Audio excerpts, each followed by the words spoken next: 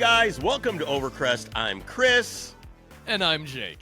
And hopefully my voice sounds a little bit better. Jake, this episode's going to be pretty short. Oh, okay. Just like you. Just no. like us. You, not me. You know what's funny is I said like something the other day. us. Someone said, what did they say about getting into a car? And it was too, like, they couldn't get in because they were too close to the dash. Oh, it was RJ was talking about his new Barracuda that he's got. He's like, yeah, it's got this Kirky seat and it's either all the way back or all the way forward. You can't get in. And I'm like, gotta be perfect for Jake. He's like, yeah, it would be perfect for both of you.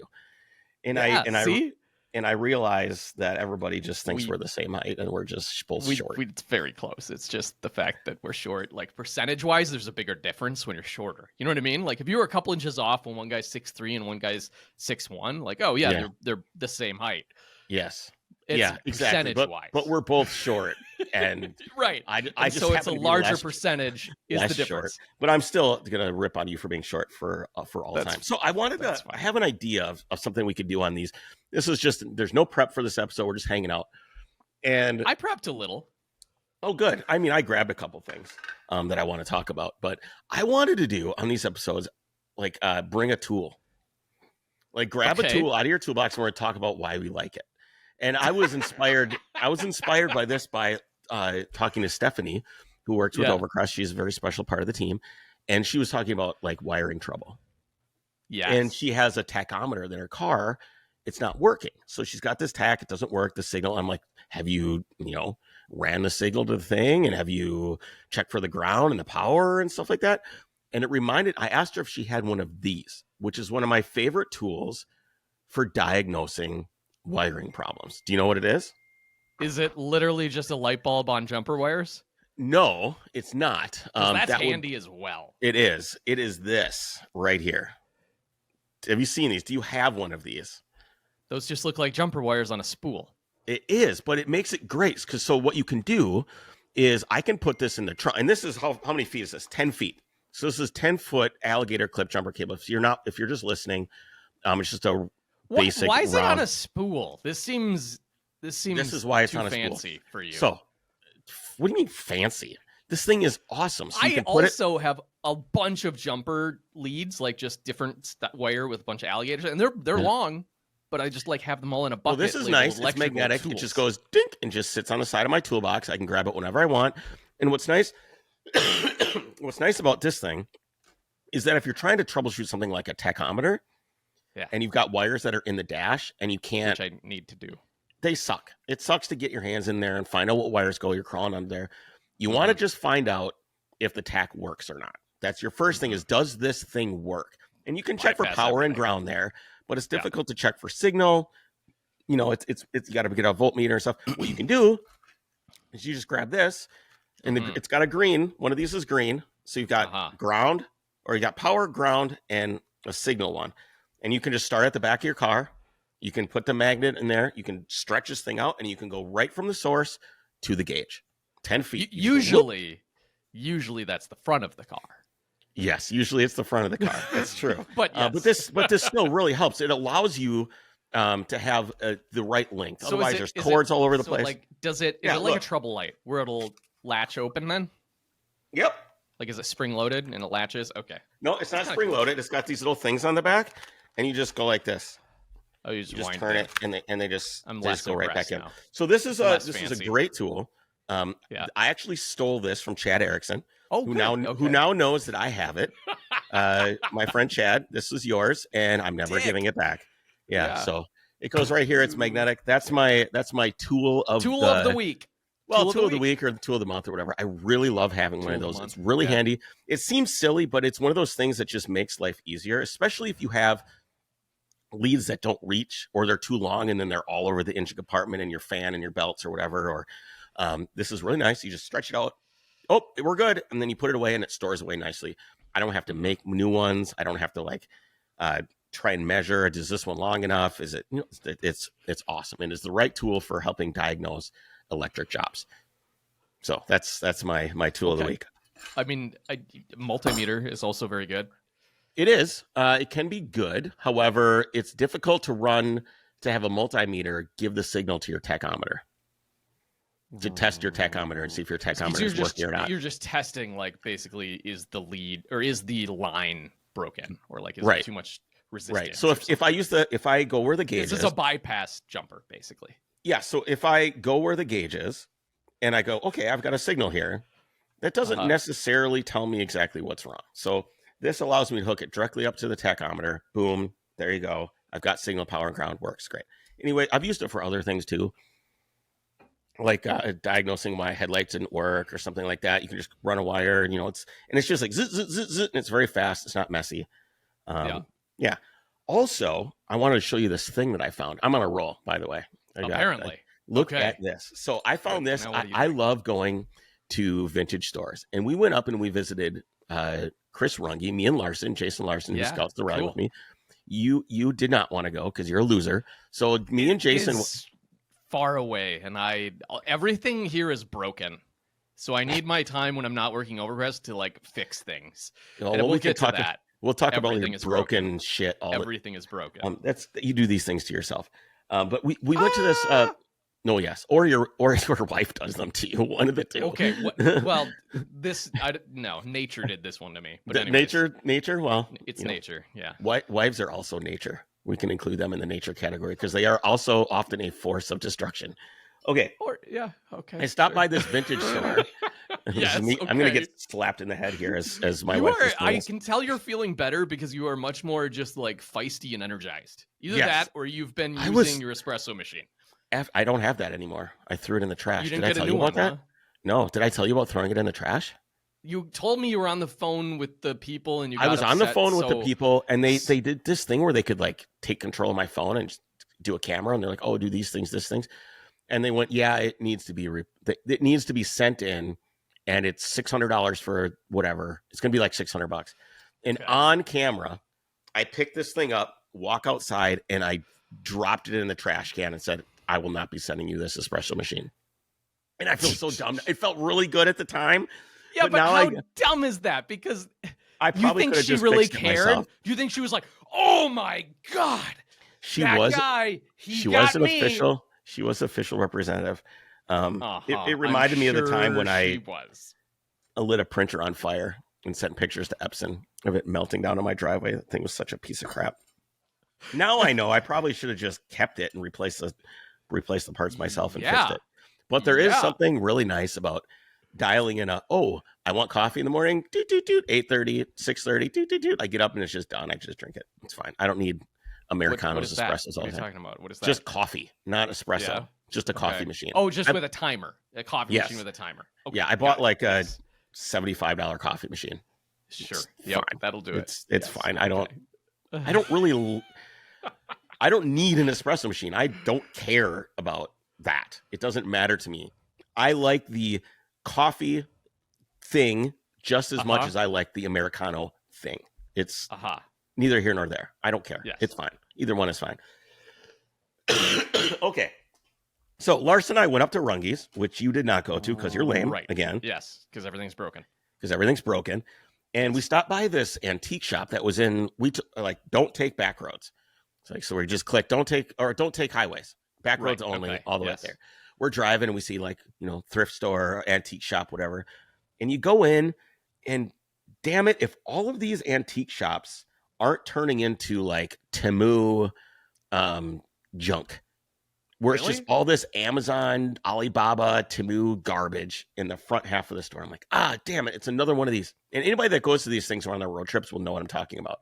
So would you equate it to it's a garage sale, right? No, because it's all new.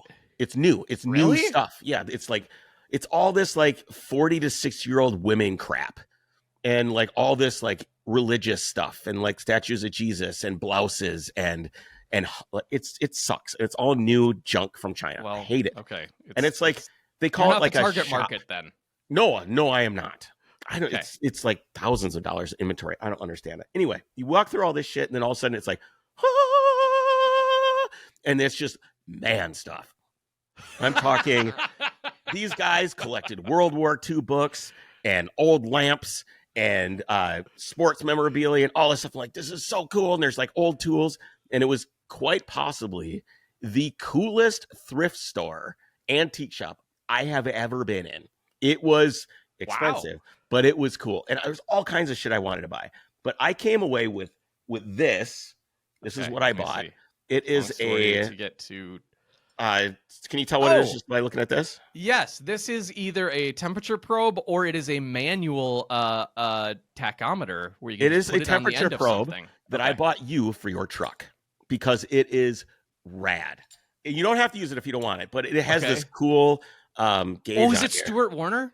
No, it's International. International Harvester, cold run hot. I got rid of that truck. I know, but this is such a cool gauge. Cold run hot. Cool. If you don't use it, I'm going to put it in the Mercedes. But it's rad, and it just has an arrow. This is like it's too cold. This is fine. Hot. Don't stop. Here you can run. It's green. This thing. It's just cool. So I mean, that's definitely a tractor gauge. Like it is a tractor gauge. That's where it's good. And I think right there. I think this would look really good in your C10. I think it would look rad. So if you would like to use it in there, throw it in there. Okay, thank you. Maybe as just like it works, but you actually also have a VDO gauge that tells you actual information. But I love Stuart instrumentation. Warner, period correct, Stuart Warner. This is also period correct. I guarantee it. It is. This is 100% from the same time. Talk about cool, like weird, antiquated period correct stuff. So my dad bought this other C10, which is a 60. Yeah, we talked about that. 64. Yep. 62 Chevy, or it's a GMC version, the Apache, they call it. Yes. Gosh, is that, I know. You know what sucks is like what I think of Apaches as like this cool warrior tribe. And to name something after that seems really cool. Like this thing, it was not. This truck is the warrior truck. This thing is never going to break down. It was never meant to be, an insult or discouraging or anything like that. But it's whatever. Anyways, in 62 for the GMC, they had, because this truck also doesn't have hazards. It has turn signals. But it doesn't have hazards. So on his truck, there was a dealer add-on below the dash where you'd have like that little gauge bezel. And it literally just said hazard. And it's a tunk, crank. But it has like this very cool knurled like bracket that is like clearly from 1962 and was installed by the dealer as an option. Because that's awesome. I love that. Wherever it was sold, either they needed that or the guy just wanted to have hazards. And so I was like, okay, that I want to put on this truck because that is a cool, just like chunk. The thing is you can get carried away with that stuff so fast. I know, and then it turns into like this like weird a tchotchke paradise. Yes, you're in exactly. There, there's like a fan going, a fan on the dash, and then there's a hula girl, and then there's your hazard switch, and then outside look outside, there's curb feelers on everything. You can go 100%. That's exactly what happens. Yes, you know what you should do is you should punk Nikki and get like one of those old school car seats that are just absolutely terrible, that don't do anything at all. And she's like, yeah, this is going to be perfect. It's going to be amazing. And it's just where the kid just sits in it with no seatbelt. You know the things I'm talking about? Have you seen these? How is that? Yes. How is that related? I'm sure I have. Because it's just another accessory. It's just like all these different things that you could get for your car. So think of it. It's like all of a sudden in the 50s, all the dudes come back from the war and they buy their cars and they've got expendable income because houses didn't cost a gajillion dollars like they do today. Also have kids. Yeah, have kids, but they have and they just, your truck, your car was like this thing that you could use to really define your identity. So like accessory market back then, all the catalogs, if you look at old car books and stuff like that, that was another thing this guy had was like tons of old car magazines. So you're like flipping through all these little 5x7 books, like, oh my God, look at all this cool shit you could get.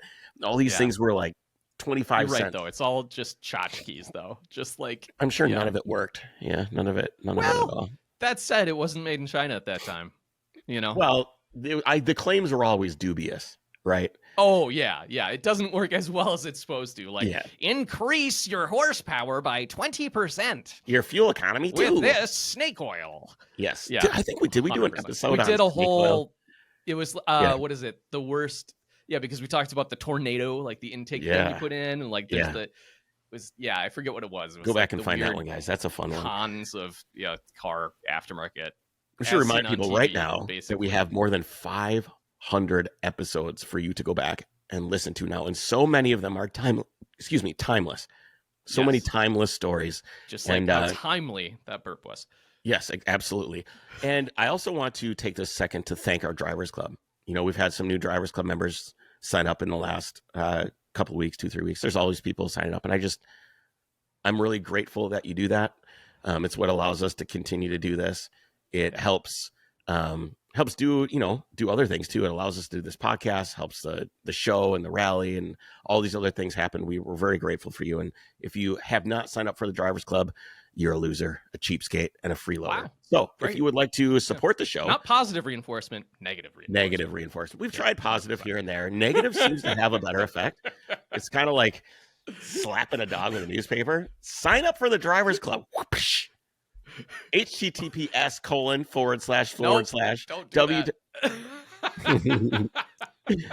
overcrestproductions.com/Drivers Club. Support the show. It's literally $5, guys. $5 is all it takes, and you can be a part of this. And what do you get? What do you get for $5? You can get we should look at access to other exclusive episodes. There's got to be like the access to the exclusive non-freeloader version of the Discord. Yes, we give people discounts on Sports Car Vacation Land and the Camp Overcrest this year. You never know what you're going to get. Yeah. Sometimes for some people that paid for their entire year of.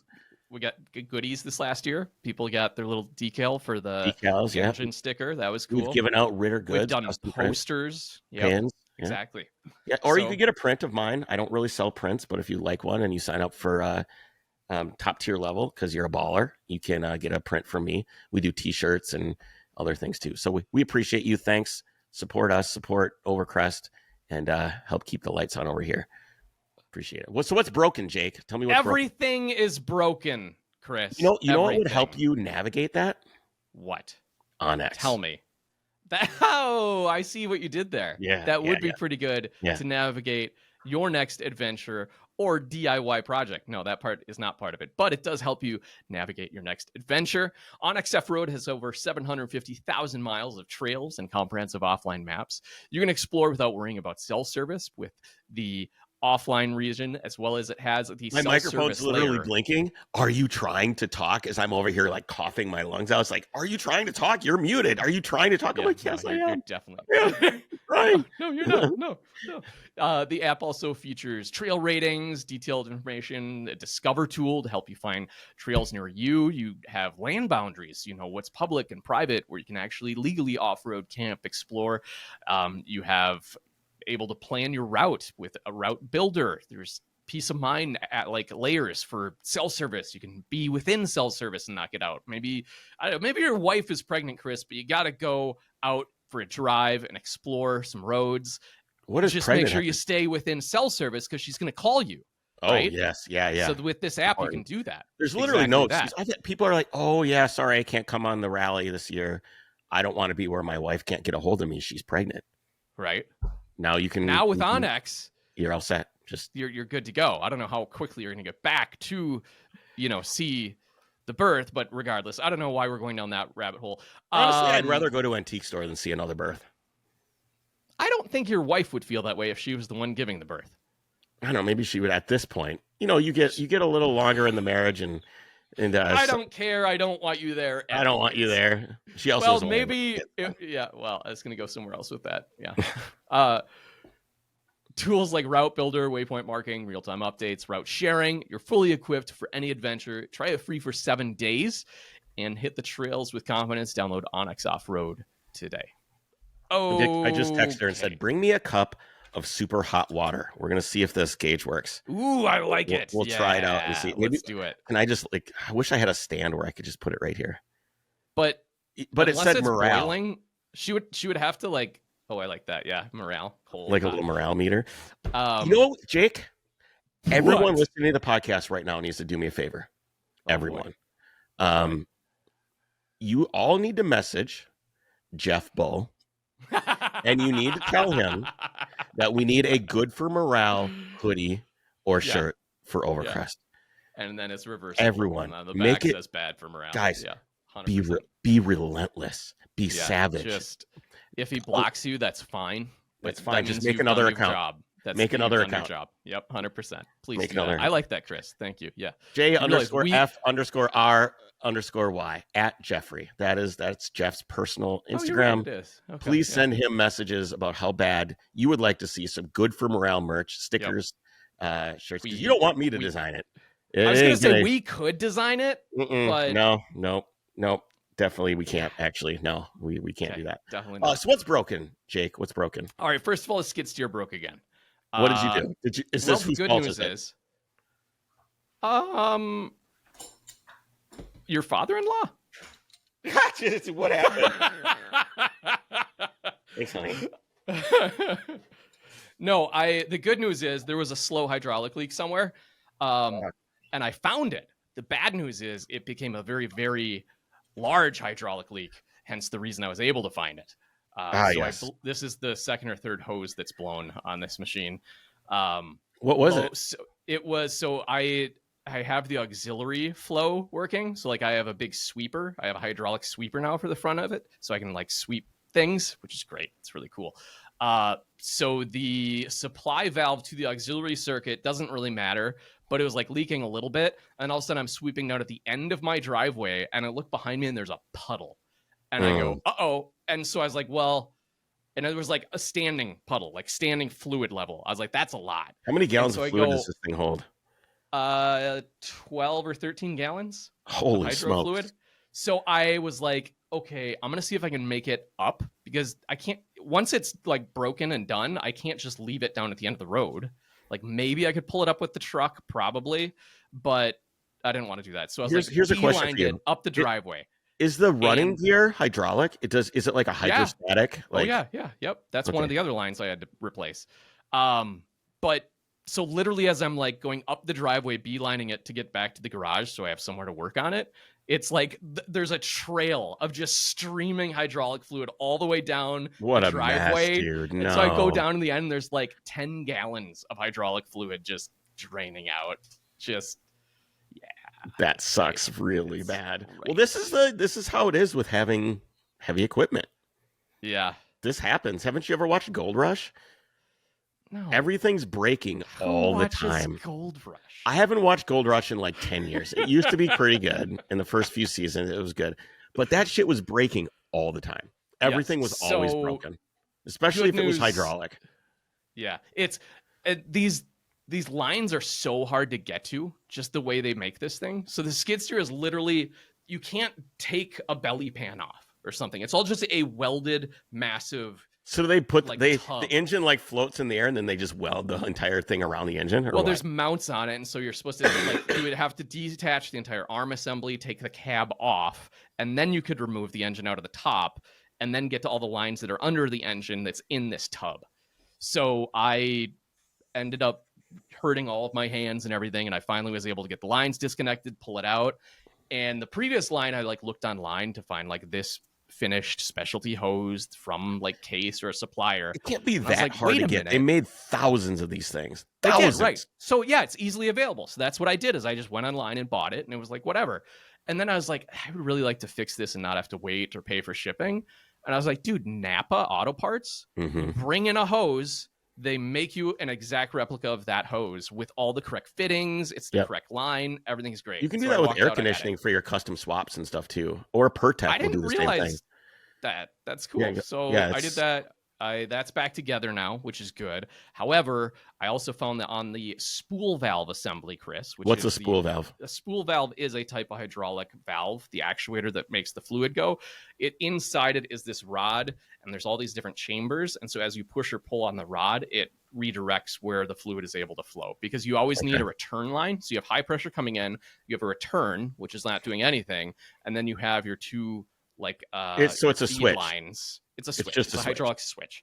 Yeah. But it got old, and the spring return on the bottom was like this zinc cast part that just disintegrated. And so it still kind of worked, but it was leaking as well, and it's like not good for it. So then I was looking at this is specialty, and it's like only a Case part number. So it was like I found one online. It's like $100 for this stupid little cap, which is whatever. But then it was like $40 shipping, and I might have it in 2 weeks. I was like, this is dumb. Come on. So I went to the Bobcat implement store on Saturday, and Rhett got to play. You went in there, hey, Bobcat guys, I need something for my Case. Correct. And they were like, well, then we don't have it. And I was like, I know, but like you have something similar. Can I look at it? And so they brought me the other version of this part, but it didn't work. Long story short, then my dad's buddy. Is there not a Case place? Not close. No. Is and it's Bobcat's more of a I familiar literally, brand, here's isn't my it? thought. I could take an hour and a half and weld this piece up and just make what I need. So that was my plan until a friend came over. You told me it was zinc plated. A zinc no, it's thing. just it cast zinc. It's like it's a cheesy thing. It's literally which is why it broke. And the new one would have broke if I did that as well. So instead, you're not welding that, dude. You're not going to. I would make a new one, Chris. Oh, I see what you mean. It's a small little non-complicated part. Yes. And I was like, why wouldn't I do that? So it'd be better. I was going to do that, and then one of my dad's friends stopped by, and I was doing this, working on it, and he's like, "Oh, dude, I'm just gonna put it in my mill on Monday, and I'll mill you one out of aluminum." There you go. Okay, great. So that's showing up at some point. I'm really excited for the 3D print at home the metal 3D printer at home days. It's got to be. I know at some point. That's exactly what I was thinking about. It's got to be there. I want that.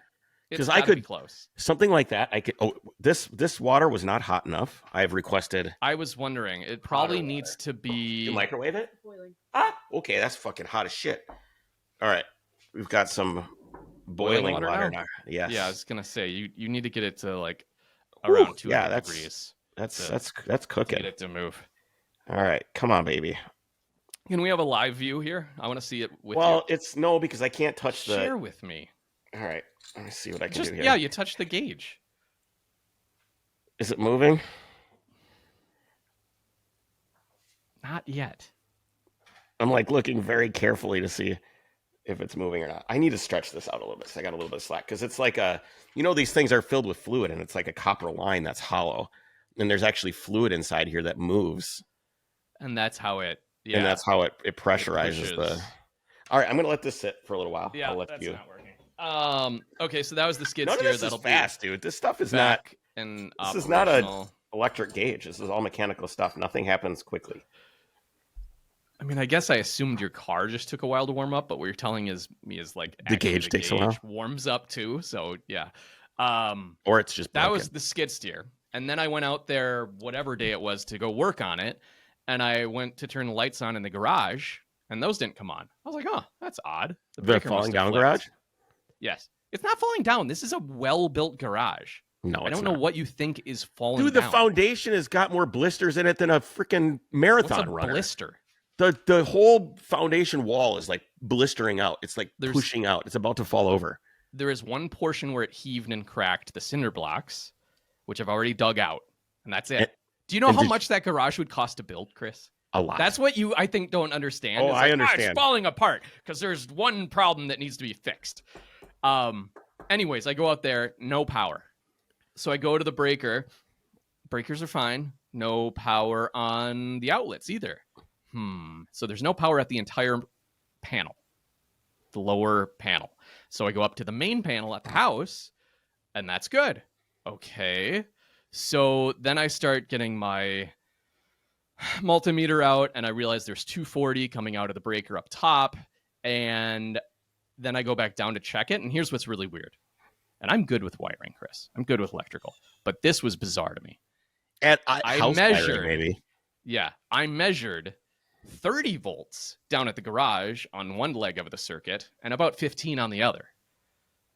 So I was getting a ton of resistance in the feed wire underground. And turns out after I stripped the entire panel, because I was like, wait a minute, they have jumper wires in here where there shouldn't be. There's not actually ground. They're actually sharing ground and neutral across bus bars. I'm surprised everything hasn't burnt down yet here. And okay, long story short, yeah. So I gotta rerun wire to the garage because I don't have any power down there. Because there's water impregnated in some underground conduit or something. Probably, or it's not running conduit, and so it's just the casing. The wire got like eaten through by a gopher or something, 6 feet down. So either I'm gonna dig exactly where the break is and repair the break, or I'm gonna dig a whole new ditch and run correct wire in conduit and also run water supply down there because I want to have a wash tub and stuff down there. What? You need help more than anyone I know. Yeah, because I have a lot going on. You have too much going on. I think you need to prioritize things and find things that are. You need to find things that are cheap to pay someone to do, but might be something you don't want to do. Mm-hmm. Like that sounds like digging a trench sounds like a job for a guy. That sounds like a job for a guy. Have you not trenched? Have you not operated a ditch witch? I'm sure it's great. I'm sure it is. But then you could maybe focus on something else. Like, how are you ever going to get anything done, dude? Your list is too long. You know what you need to do is you need to accelerate the growth of your son, so you can have this. Yes. This is why farmers had a lot of kids. That's true. You're going to have a solid, good 6 years of some really good help, and then it'll be gone again. I'm excited for that. I did. Okay, here's one thing I am paying a guy for. I was also repairing my dock because my dock was kind of broken. All right, so it's been in the water for like boiling water for a few minutes. Are you ready? And I'm looking. Let's see. Nothing. Absolutely nothing. Absolutely nothing. That sucks. I bet whatever fluid in that line or whatever it is, I'm sure it was supposed to be mercury, is all gone. It's not mercury. I've actually cut into one. It could be mercury. Dang it. That's such a bummer. I got robbed. It was only $20. Pay for okay, $20. That's fine. That's fine. Yeah, that's fine. Anyway, continue. More of your broken shit. I bought a new dock, so that's. Oh, you just decided to be done. Well, it's not a new one. It's a new used one, but it's nicer and not sinking. The problem is I don't know what to do with my old dock that is kind of sinking. Don't they just take that away when they install the new one, like a couch? When they bring in a new sofa? Pay maybe $5,000 to $6,000 to get rid of it. Come on. Can't you just kind of... They have to have a barge to bring it over. And Jake, then they have it's a river. I know, I thought of this. Just let it float away, dude. So bad. So bad. Or I was like, I could float it out and then shoot all the floats with my 22 and just see if it sinks. Just sink it. You might want to do it. You need to borrow a shotgun, Jake. No, I got some double-aught buck would probably do the trick better. Although very loud. Yeah. Someone looks out there and they see you shooting your dock as it floats away down the river. Pretty suspicious. It is pretty suspicious. Did you get good use out of your boat this year or no? What did you? Yeah. We went out just this last weekend. It was every couple of weekends we were out on it. Pretty nice. You never invite me. There was a standing invite. You want to come out? I know. You invited me many, many times. There was bow envy. Much bow envy. Sports car vacation land got in the way. I think that we got certainly in the way of, did. I think that is very accurate in that sense. Okay, yes. So garage, dock, all sorts of BS going on. Do you know sometimes on docks they have tires that hang on the dock as they act as bumpers? Oh, they do. Yeah, I've heard this. I've heard this, Kris. I wonder if Nokian's lifetime tire warranty or whatever it is, what is it? How many miles is it? 55,000 mile warranty. But here's the thing. You don't get many miles on your dock. It's 0 miles. So really you can keep replacing your dock fenders, which are tires, if you have Nokian tires.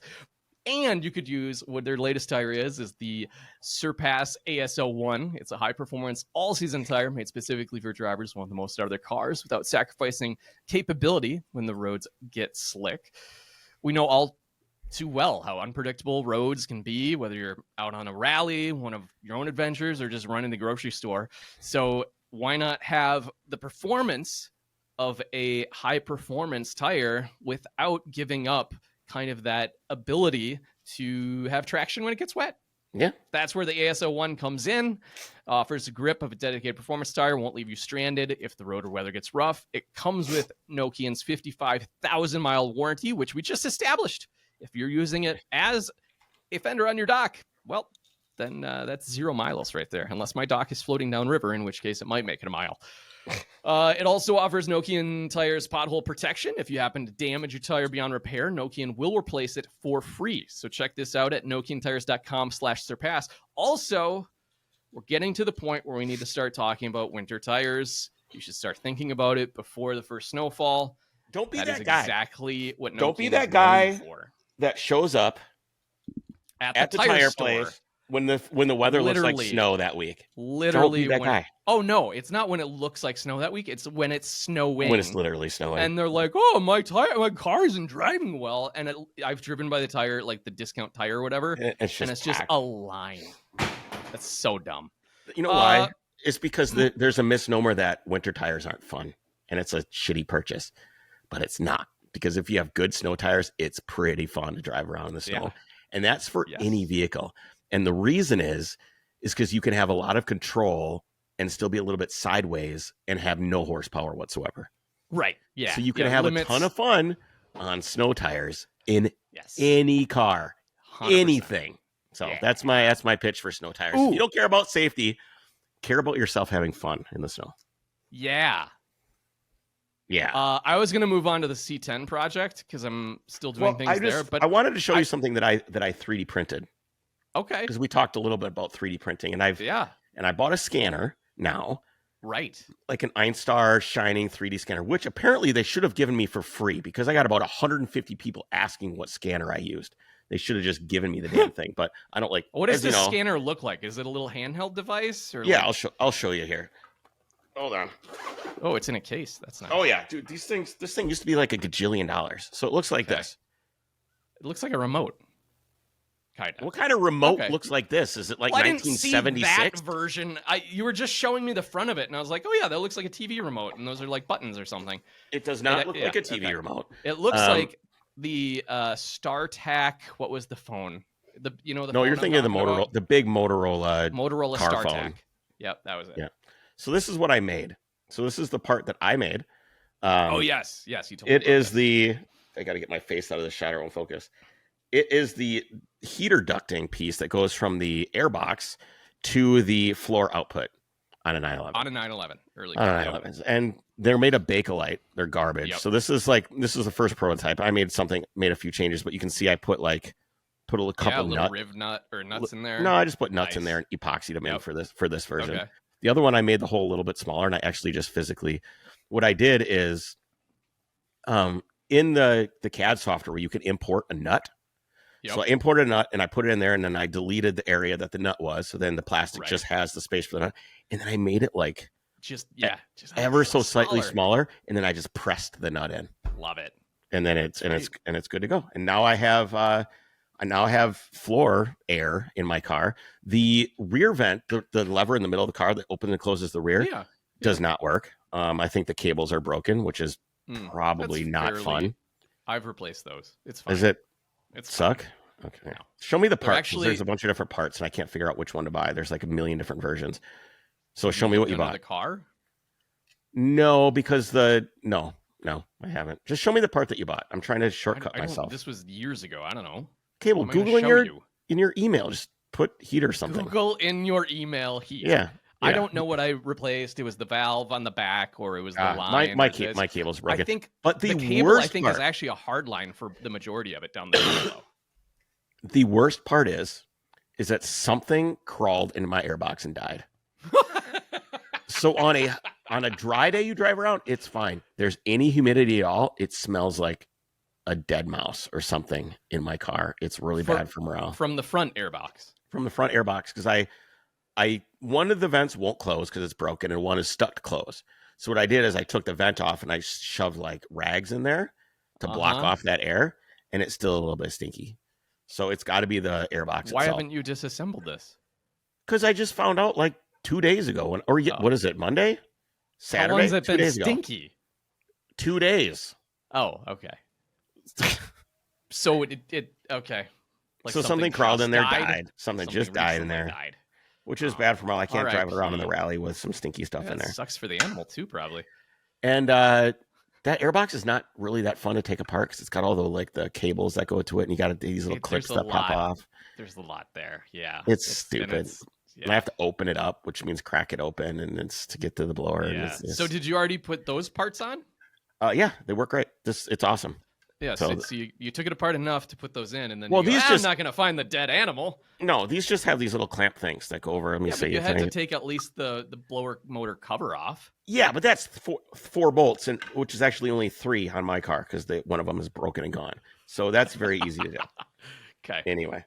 That's exciting. Tell me about your C10. What are you doing? Are you actually... I was going to tell you about that, but I realized something else that's broken, Chris. Hold on 1 second. Okay.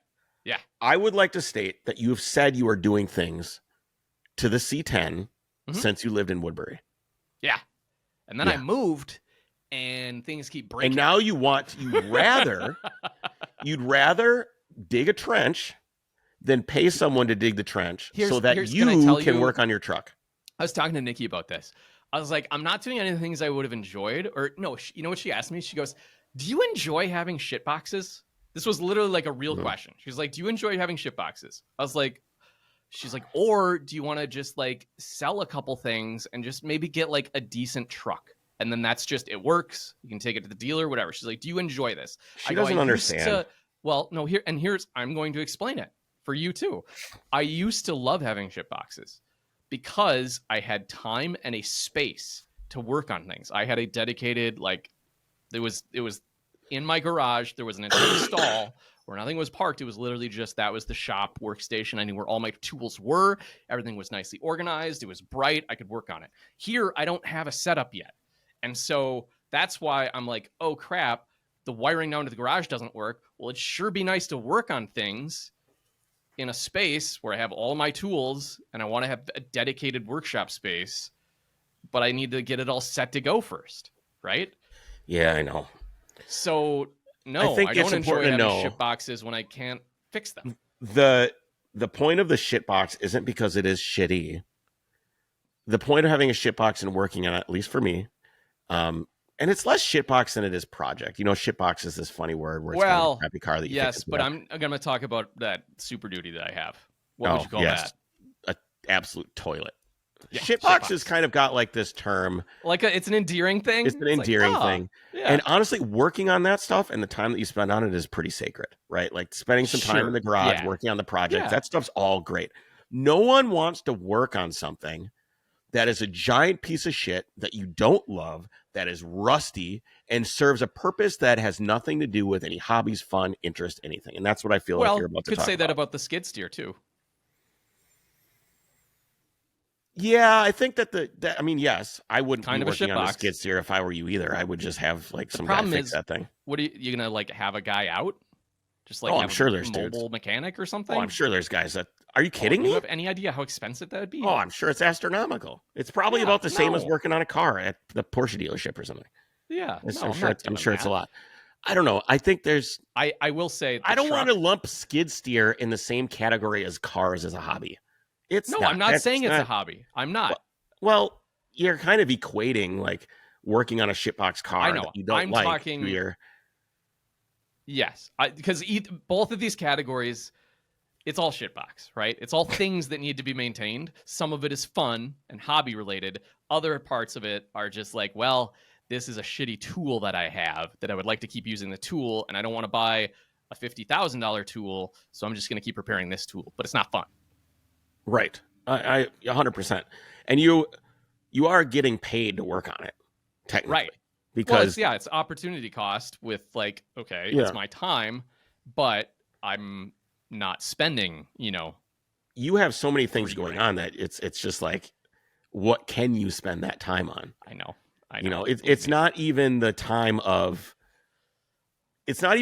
that you're spending, or the money. I don't think as much as it is like this skids, instead of the skid steer, what could you be working on? Or instead of the ditch, instead of trenching that ditch, you could be in your garage cleaning it and getting it ready for winter so that you can work on something. If you could build that 2.4 engine net, you could work on the C10. But instead, you're going to be driving somewhere to rent the ditch witch, to bring it home, to dig the thing, to go to Home Depot, to get the conduit, to bring it over there, put it in, to feed it through and get a thing and pull the wires through. It's going to take you 3 weekends or 2 weekends. Instead, dude, I just did this with my backyard. I know, you hired a dude. So I took a ton of time with the Trooper. First of all, I got the 4-wheel drive working again. One of the front hubs, someone had taken it apart and flipped like the little piece that engages it and disengages it backwards. Yeah. Oh, so it was engaged when it wasn't and disengaged when it was? No, it just wouldn't do anything at all. It wouldn't do anything. Okay. Wouldn't move. Yeah. So I fixed that, and then I had 4-wheel drive, which is the first time that thing's ever had 4-wheel drive in my ownership. Nice. And I just went back there and I started ripping stumps with that thing, and it was awesome. The gearing is so low. Like fourth gear is like first gear. It is crazy how low the gearing is. So you just put it high-low box too. Yeah. Transfer case. Yes. Okay. Yeah, it's awesome. Yeah. So I just put it 4 low, and I had this like this log ripper thing. It just, you pull it open like this. Yep. You put it on something, and as you pull, it gets tighter and tighter and tighter. Yeah. You know, it's just like picking up a block of ice, one of those things, but much more serious. And I ripped like 50 stumps out. And there was just this little clearing in my yard. I was like, yeah, this is great. And I sawed them up, put them in a pile, super nice. And then I realized I don't have time before it's starting to get dark. And the only time I really have to do this is after like 5 o'clock, 5:30. Like hour. And then it's dinner. So then it's like, then I have an hour. And now it's getting dark. And I'm like, I can't do this. I will never finish this before winter. And maybe there's other things I'd rather be doing, although I did kind of enjoy doing it somewhat. Yeah. The guy comes over. And I go, hey, his name's Doran, or his name's Glenn. He runs Doran Design. Cool guy. He comes over and he goes, hey, man, you've got like a ton of work done. I'm like, yeah, dude, this is like 3 weeks, 4 weeks of just being out here like an hour. I'd have like an hour in between meetings. I'd run out there, grab the chainsaw, and just do stuff. Yeah. And I'm like, how much money did this save me? You know, like in the grand process. Yes, that's the question. And he looks at me, he goes, dude, like $0. Yeah, because I went, are you pay him me? to come out. He's $0. Do it. Yeah. It's not. So I paid him, and he came out, and he brought a little excavator with like a little like beep, beep, beep thing. Like it's just like a urch, and it can spin in 360 degrees. This little head that he had. Yeah, oh, super cool. The guy picked up a coffee cup with it. He's like super talented. Like this dude was like, it's just showing off. He's just super legit. And then they brought like a little excavator or a little. It had tank treads. It was like you're a cat, but it had tank treads on it. Well, I don't know what it's called. Is it called the same thing? Is it still like skid steer? No, it was a cat. Steer? Did it have a bucket? It was not. Right. It's a cat, so that's not a skid steer. Caterpillar brand. Like yours, case skid steer. That's what yours is, right? Yep. Well, skid steer is the term because a bobcat. Most people would call that a bobcat, but a bobcat is a brand. It's like Kleenex. It's like Kleenex. Yeah. Right. Anyway. So, skid steer is tissue. Okay. Bobcat is Kleenex. You know what I mean? And it is a skid steer. So yes, if it had a front bucket and it had tracks, then it's a skid steer. Okay, so he brought over a skid steer, and he brought over the excavator, and he brought over 2 trailers and 2 trucks to take away all the brush. It was 6 loads of brush, by the way, that I cut, and then like another couple, 3, 4 that he cut. So there was like tons. I'm surprised they didn't have a big chipper. I didn't want any of the chips. Truck. I didn't want any of it. But they can chip it into a truck. There. You can't get anything back into my backyard. It's a really tight fit to even get the trailer. Anyways. Yep. So they had to load it up. They took it away, and I watched him just go shoop shoop shoop shoop shoop shoop shoop shoop shoop shoop with this excavator thing. He's just grabbing the buckthorn and just pulling it out like this, grabbing and pulling. He would pull it out, whip it, put it in a pile, put it in a pile, put it in a pile, and then the truck would back in and he'd go, and I'm like, holy shit! In probably 60 seconds. 60 seconds, he could have done what took me weeks. And it's all about having the right tool, right? It's the right tool for the job. Yeah, exactly. And so he's like, yeah, you saved $0. Right. And I'm like, fuck. And then they graded it and everything, and it looks all nice back there and whatever. But I'm just you have an appreciation for it now. I do have appreciation. You have the experience. Absolutely. But now I'm thinking of all the time I am not doing that now. I can do something else. I can go for a walk with my wife. I can work on the car. I got to take the oil pan off this thing and scan it in and redesign it. And all these different things that I kind of want to do. So I'm essentially buying my own time. Yep. I get so it. I'm buying the ability for me to do what I want. So I want you to think about it that way. I can't afford my time back. Yeah. I have more capability than I do money.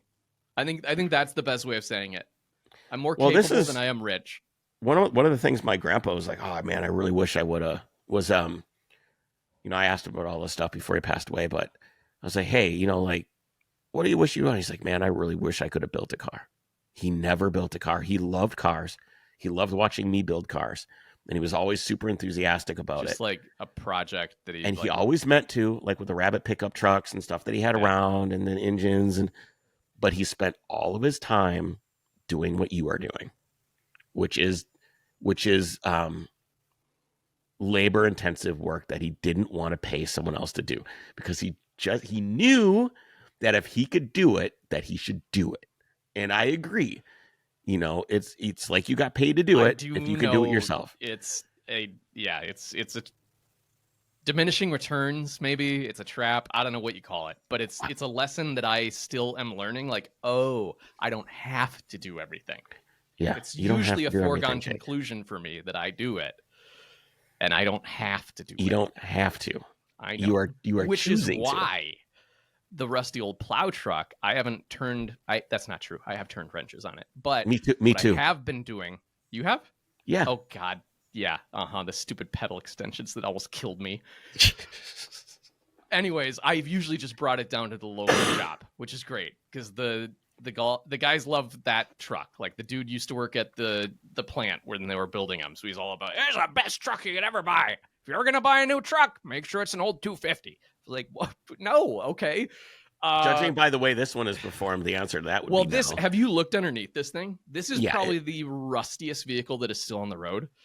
Oh, I've been in Minneapolis. That's not true. Okay. It's very rusty. But it's a plow truck, and that's like one of the hardest things you can do on a truck is like just use it to plow. It's hard on everything. And so I was like, well, I don't want a nice truck to use for that. But I do like drive it around occasionally to like go pick something up, or if I want to tow the boat somewhere. So I'm trying to keep it somewhat maintained. And last time I brought it down to the shop, because it like was going all over the road like this, it felt like one of the wheels was maybe not fully connected to the axle, we'll say, because it was just kind of like steering me wherever it wanted to go. Yeah. So I brought it over. It's like, all right, guys, yeah, the hub is probably the wheel bearing or the hub is shot. So they start taking it apart. He calls me, he goes, yeah, you were right. There is no bearing anymore. Also, the U-joint, because it's solid straight axle, but of course it still has U-joints, where the wheel turns, where it articulates. He goes, both sides are frozen up.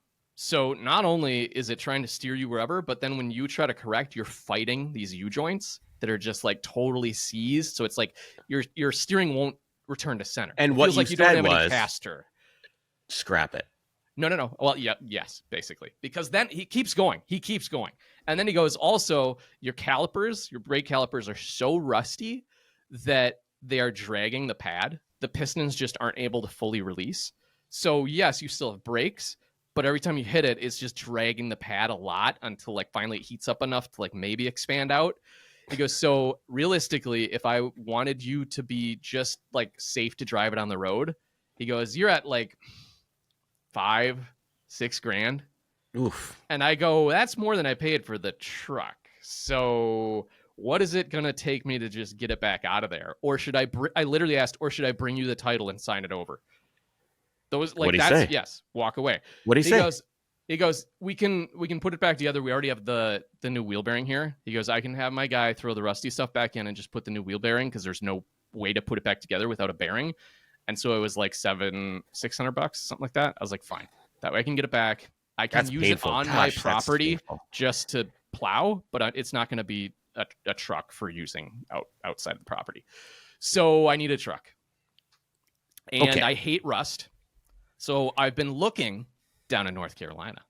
I see. I see. Do they have rust down there? I don't think they have rust down there. That's kind of north of Virginia. Yeah.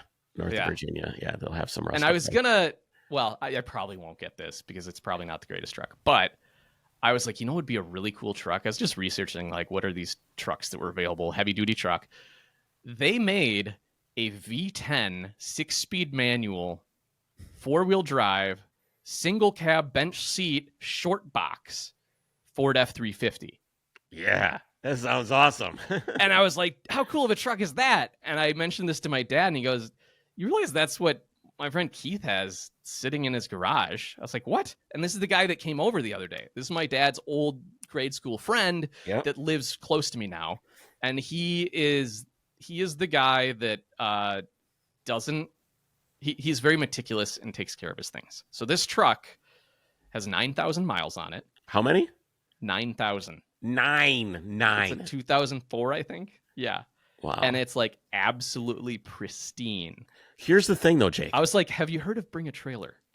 He's like, oh yeah. Also, listen, you could plow with that on your property and not degrade the truck because you're not driving around the salt, nothing. You're just driving around your driveway.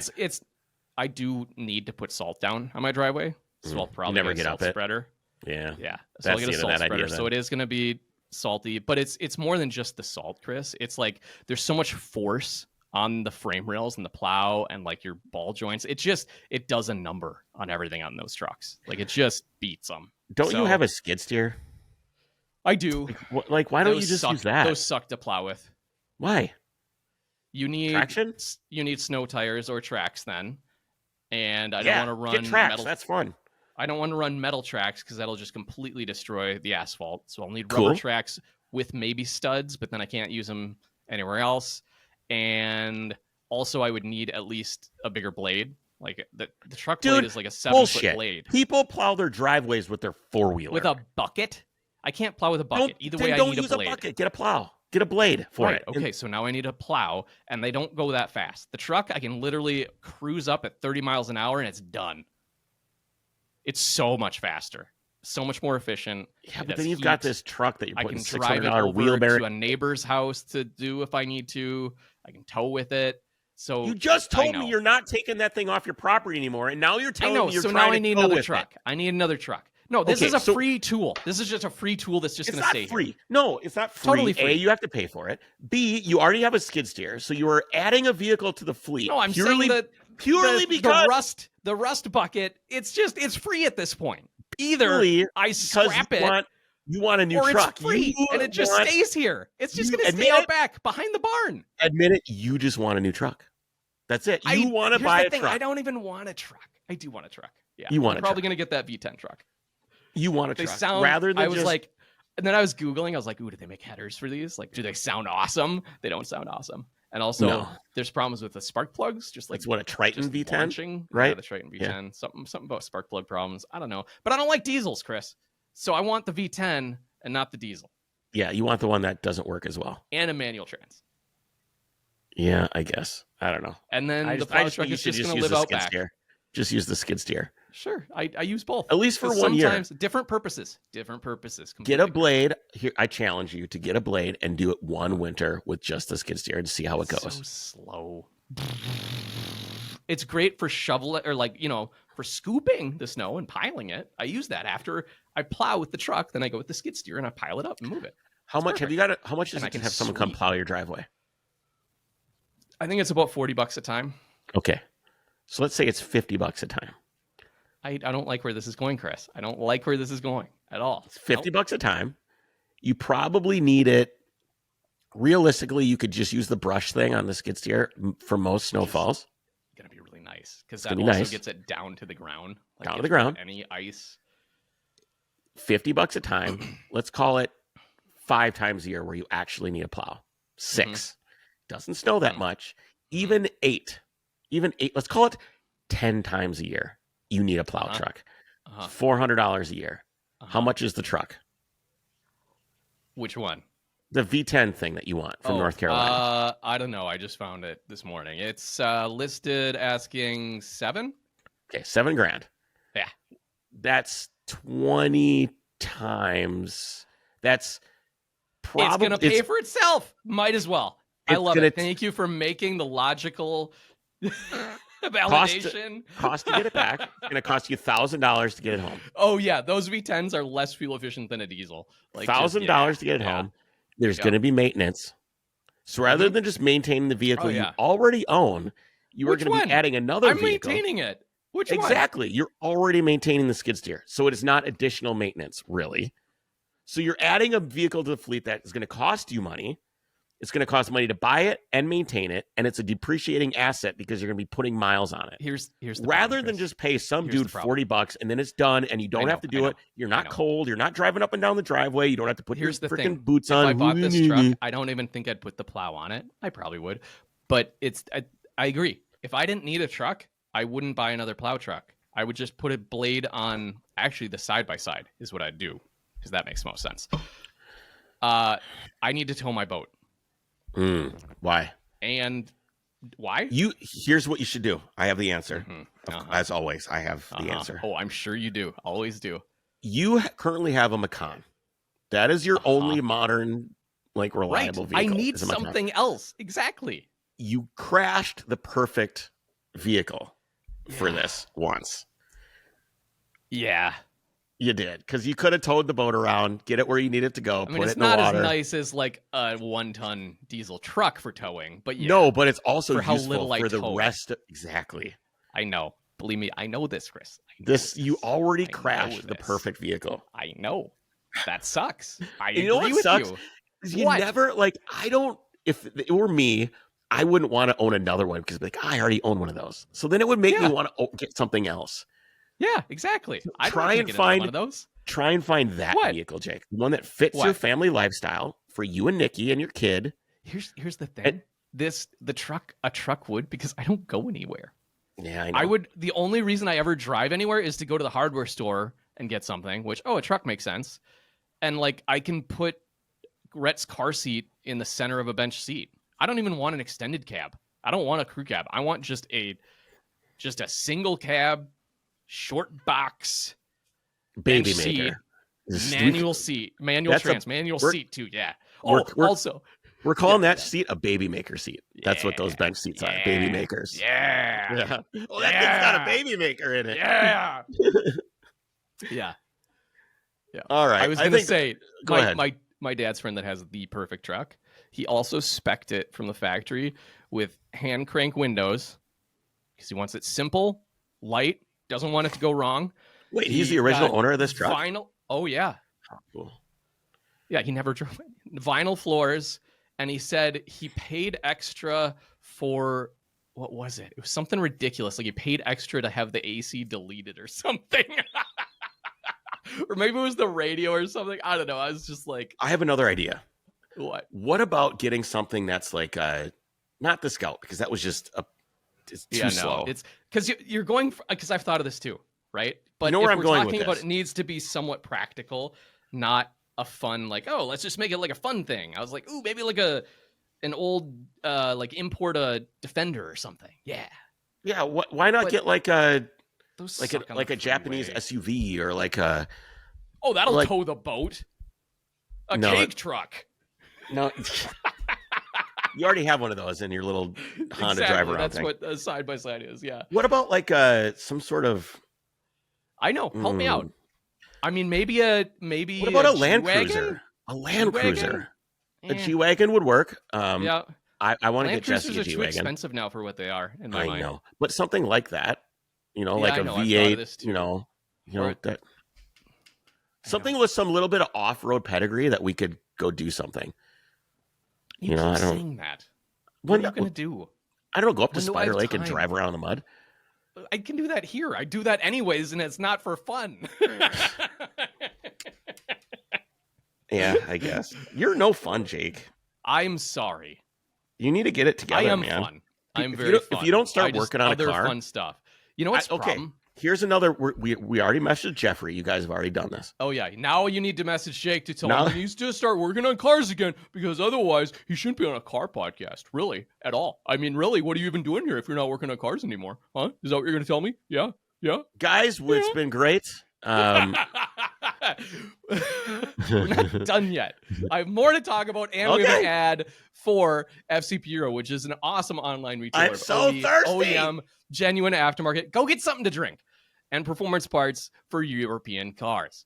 From BMW to Porsche, Volvo, Audi, Volkswagen, and more. Their catalog is a one-stop shop with over 275,000 unique products, including their expert-assembled kits to make shopping simpler. Whether you're doing a suspension overhaul or an oil change, the kits really take all the guesswork out of the process. No more wondering what parts you need, and you're just good to go with whatever kit. Why is he smirking at me? Everybody knows. Every product they sell is backed by a lifetime replacement guarantee, even wear items like wiper blades, brake pads, and oil filters. They're shipping from both coasts with free shipping in 3 days and less. If you order for more than $49, then you get that free shipping. Free shipping or free shipping? Free shipping. Free shipping three times. Free shipping is 3 days or less with free shipping. Anyways, check them out, fcpeuro.com. All right. What else? Let me know what type of truck I should get. Okay, so I have been looking at the C10 though. So first of all, because you were talking gauges, the one thing I did is I got a actual year correct 1964 Stuart Warner really cool tachometer for the truck. The problem is the those tacks back in the day had to have a separate module, a driver module. So you couldn't just, they had mechanical ones, but I'm running an HEI distributor. The signal was too weak or something? It was something. There had to be a signal modulator, more or less. So those are like unobtainium and never work anyways. So I found a guy that makes just like a little PCB board that does the same thing, and it's like modular. You can program it to do whatever you want. And I installed that. I got all the wiring correct. It's all good. It's on there. It works, kind of. It's like I adjusted it. There's like fine adjustments on the board itself to be like, all right, up, down, whatever. What'd you do? Did you use a timing light to figure out what was accurate, or what? Yes, How did you? Yes, exactly. So I'm driving around with the timing light on the dash too and comparing them. And it's like it's dead on down low, but then it's like the multiplier isn't correct. So like when I'm revving up at like, did you get a V8 one or something on accident? No, this you can adjust what the actual cylinders are, and then it's supposed to make the correct signal for this. But something doesn't work, so I'm supposed to figure that out, which sucks. So I also got new wheels for the truck. Aren't you just gonna like MSD or something? I already have MSD. So why don't you just run the Oh, the gauge is the problem. Yeah, I want the stupid period correct. What does it rev up to? Gauge. The gauge? Yeah. Too much. Don't worry. What is it? What? 8? 10? 8? Okay. 8. Yeah. So why don't you just get like just rebuild it with the guts from like a VDO that revs to 8? Just a modern gauge. Just do it. Maybe you can find something like that might work. I don't know. Or I can just message the guy that I bought the little thing from and be like, and this does not work. Yeah. And he can send me a new one. That would also work. I bought wheels. Let's see them. Can you pull them up? I don't know how. What do you mean? You're on Mac. Know how computer. Just go to your Photos app and then pull it up. I don't ever use the Photos app on Mac or on my computer. I don't understand it. I think I'll send you a photo. You're gonna send me a photo so I'm gonna send you a photo because I don't know how computers. I've work. Already got it here, Jake. Hold on. I got it. You. I don't even know where the photo is. Damn it. I do. I found it already. Okay. Just chill out. All right. Tell me about these wheels. So I wanted something unique and cool, and I love Steelies, right? But I already have Steelies on the truck. I wanted them wide. So these are 10-inch in the rear, 8-inch in the front. And what I thought was always cool is like circle track, dirt track racers. What's that say right there? The name of the adapter company. I don't know. Okay. They run what's called a wide 5 hub. And a wide 5 hub comes from way back in the day with racing because it came from like dump trucks or old Fords were the one that made it. So usually you have a wheel bearing on your axle, and then everything outset from the wheel bearing is where your mounting surface and all your hub is. The heavy duty version that like dump trucks use, as well as old Fords, and then they modified for racing, is there's literally 2 bearings, one inside, one outside, and then your hub is inside them. So your hub comes out further than your wheel face, and so it's called a wide 5 because now you need to have provision and space for this hub assembly. And so that's why all of these guys ran this old school cool like heavy duty thing, because you're going sideways and have all this force load. So that's kind of the lore behind the wide 5. I like the look of them. It's cool. And then I needed adapters to run them on the truck, and so that's what those are. So I have basically what is more of like a complex looking Steely, but it has some cool like motorsport heritage to it. Yeah, it looks really cool, man. I'm just waiting for the tires. So it looks awesome. I love the wheel. It needs to go faster now. Yes. If you have those wheels on there, the long tube equal length headers just arrived because I can't put the carbs on it with the factory log cast manifold. It literally would just like not breathe through the carbs, right? And not fit. So I got those, which is cool. And then from the headers back, so this is a 6 into 2. So it's 3 merged into merged collectors is how it works. And so I was trying to figure out, like, this is the rabbit hole I started to go down to. And you'll like this. Exhaust is like super, to me, the sound a vehicle makes is almost more important than how it looks. Yeah, I'm with you. It's really, really a big factor. It's easy when it comes to like picking an off-the-shelf muffler for instance, for like a Mustang, because everyone and their brother loves posting exhaust videos. With a 6-cylinder, dude, though, it's I know more important things than the muffler. There's more important things than the muffler. Exactly. So here are the factors that goes into it. And my whole point of this is you don't know what it's going to sound like because this is such a unique setup, right? So factors are like You're talking to a guy who's been down this road. I know, but so you have, and let me tell you about this. Let me tell you. My car this sounds is like what's shit so cool. at wide open throttle. I know it does. And let me help you. Not wide open. It's off throttle. My off throttle sounds really bad. Yes. So factors include, equal length primaries. So you can go into unequal length as well. So this is a whole thing where like Honda guys have started creating. Okay, let me back up. Why does a Subaru like a WRX sound like a WRX? Because the headers are unequal. Exactly. So if you put an equal length header on a WRX, they just sound like a Honda. Yeah. Okay. But some people love that burble. So now there's this whole like cottage industry of making unequal length headers for like 4 cylinders and everything else, because now you can have a Honda that burbles like a Subaru and at least it doesn't sound like a Honda.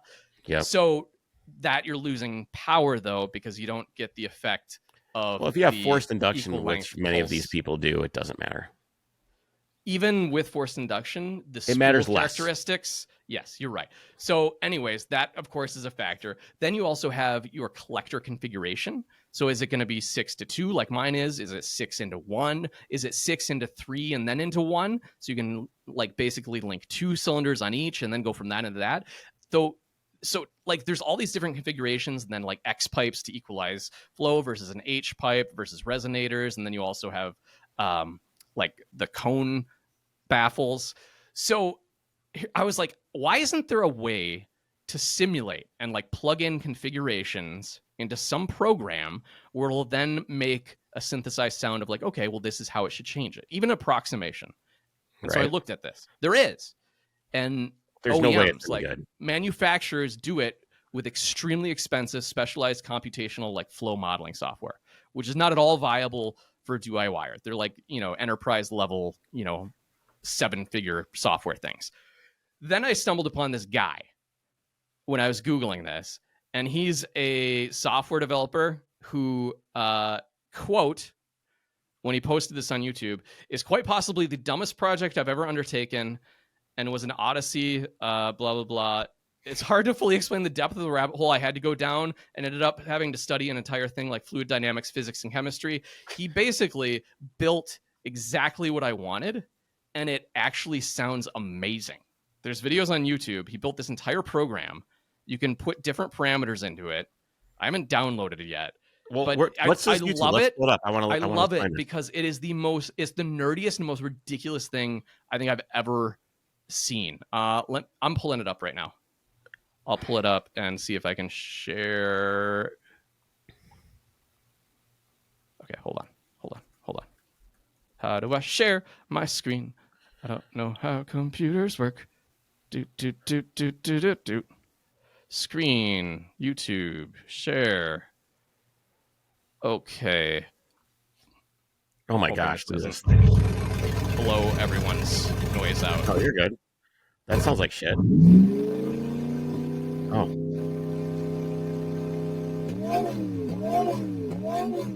So this sounds like almost intake noise. So he models all of it. He goes into explain a little bit, which is, I just want to get to the explanation part because it's fascinating, and then we can stop. But well, get to the explanation part already. I don't know where the hell it is. Car engine sounds in games. And when I used to play PlayStation 2 back in the day and knew absolutely nothing about programming, I often wondered why it wasn't possible to just realistically simulate the entire engine. Hey, how long is this, Jake? I figured that it was finally time to answer this question. This is very myself. long. Okay, so we don't need to watch it. So here's a prime example. Stop this and just invite the guy on the podcast. I did. Okay. He hasn't gotten back to me yet. Okay, well, we don't need to watch No, this. we don't. That's very cool. No. Please send it to me. Very I would cool. like to try it. Have you tried it? Yeah. No, I Okay. haven't, because I don't even think it runs on a Mac. It's like a full stack like software download situation that you need. Well, to run send it to me and I'll try it. I will. I will. It's very interesting. It's totally fascinating and interesting, and like you can model different primary pipe lengths. And he's like, some of the weird people that are trying to do stupid things to it, like make unequal length and everything else. He's like, the model fully holds up. So it's great. There's a later video where he's like, so if you for some reason want to pretend that you're in a Arby's parking lot at 3 a.m. and listen to Hot Boys rev their Hondas, here you go. And it's a perfect representation and just like spot on. He's like, I don't know why I built this. This is a terrible idea. What does he do? What is his job? Like, what does he normally do? He's a software developer out of Toronto. Okay. Well, it'll be interesting to see if he comes on the podcast. And if you send me a link, I'll put it in the show notes for people that are wondering who this guy is and whatever. So at least send me the YouTube link. I'll throw it in the show notes. I will for sure. So yeah, I don't know. I'm done with you. Never gonna get to that, but it's fun to think about and buy parts for. Yes, buying parts is the funnest part. And they're just stacking up at this point. All right, guys. Next week, I have no idea what we're doing. Maybe we can talk Jake and put an episode together. Otherwise, we can do some news. We'll see how it goes. I'll talk about the truck I'm buying at that point. Hopefully, it's not the truck you've already bought. I think it's such a terrible idea. Everybody message Jake whether it's a good idea or not. Or hop on the Discord and discuss it in the podcast thing. What am I going to do with the F-250 at this point? Just scrap it. It's junk. It's done. Just get rid of it. It has a plow on it, and it's on my property. Until something else breaks, or the frame breaks, or like the door's barely shut. I mean, the thing is just done. Dude. It's like It's only a matter of time before that thing won't even start, and then there's 18 inches of snow in the driveway. Put it on and Nikki's pissed and just be like, I don't know, a couple grand. Here's a plow truck for your property. Comes with plow. Please take it away. Yeah. I mean, someone might. Settle it with someone else's problem. Some other dude that likes working on that stuff. All right, guys, that's it for this week.